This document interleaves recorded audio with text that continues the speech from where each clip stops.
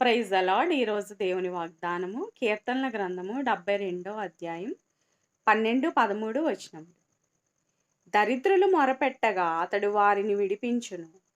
దీనులను నిరాధారులను అతడు విడిపించును.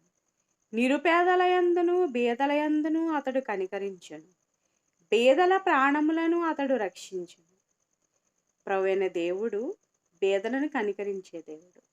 బీదలయందు ఆయన కనికరము కలిగి వారిని వారి ఆపదల నుండి, అపాయముల నుండి ఆయన తప్పిస్తానని, విడిపిస్తానని వాగ్దానం చేస్తున్నాడు.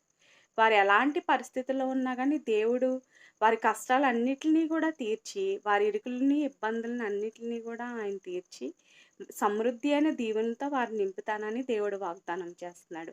కానీ ఇక్కడ వారు చేయాల్సిన పని ఏంటి అనంటే ఆయనకి మొరపెట్టాలి. దేవునికి మొరపెట్టినప్పుడు ఖచ్చితంగా దేవుడు వారికి సహాయం చేసి వాళ్ళని ఆదరించి బలపరుస్తాడు. అట్టి విధమైన సహాయం దేవుడు ప్రతి ఒక్కరికి కూడా అనుగ్రహించును గాక. ఆమేన్. హల్లెలూయా.